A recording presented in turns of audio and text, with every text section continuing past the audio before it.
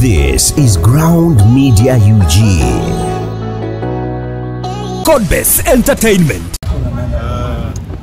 Tuli wano olunaku lwaleero Sheraton nga mulaba abeetegeka naye naffe bannasecurity tuli mu lukiiko tubaddemu n'abategesi era nga lukyagenda mu maaso okuba nti no tupulaningira olunaku olw'enkya n'olwaleero mwe muli okuba nti no tulina okuwa obukuumi ebintu bino byonna ebigenda okuba nti no bisulawo then olunaku olw'enkya nga twetegekera kubanga twetegekera okuyingiza abantu abagenda okwetaba mu kivulu kino ekijja okugenda mu maaso olunaku lulamba n'ekiro.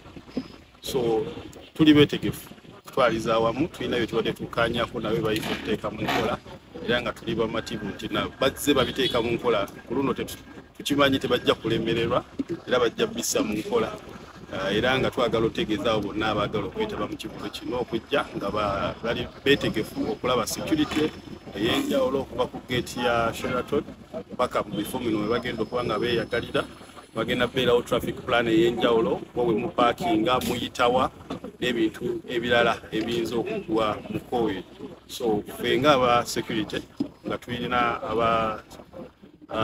abava mu counter terrorism UPDF tujja beera ne poliisi eya bulijjo, tujja beera ne basituwazi abajja okuba nga baleeteddwa abategesi be tujja okukwatagana nabo, bajja beerawo barriers eziraga amakubo wawe mulina oyita nawawe mulina okukoma era nga tuli beetegefu okulaba nti nawe yenna yenyigira mu bikolwa ebimenya amateeka g'eggwanga lyaffe Uganda n'oyo yenna alemesa abantu okuba nti no banyumira olunaku lwabwe okuleetawo embeera yonna akwatibwa n'atwalibwa ku poliisi. Poliisi etuli kumpi wali ku CPS naye wajja beerawo ne arrest vans zaffe nga zeetegesa. Fire brigade naye eri bulindaala olw'embeera yonna eyinza okwetaba eyinza okubaawo eyo eyinza okuvaako omuliro okukwata babeere nga basobola okuba nti no bazikirawo. Ambulance nazo tuli beetegefu okuba nti no tukwatagana n'abategesi okubawa support mu ambulance system services n'okulaba nti no tewali buzibu bwonna eri eyo yenna agenda okuba kyali mu kifo kino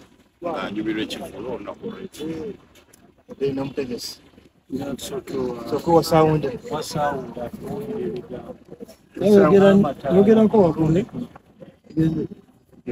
Tegesi kankana amanyago wa sound kutuwa Peter Buruka sound engineer and technical manager wa JJ Events. Omukolo gw'enkya tugenda kubeerako gwa njawulo ku bintu bye tubadde tuze tukola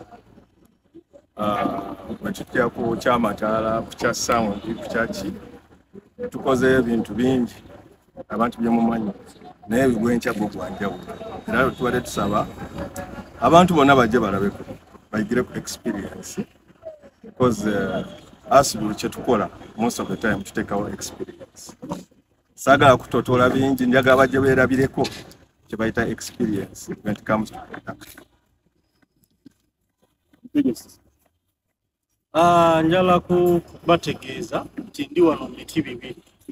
One, ng'omukulembeze oba secretary general owa federation etwala abategesi b'ebifupa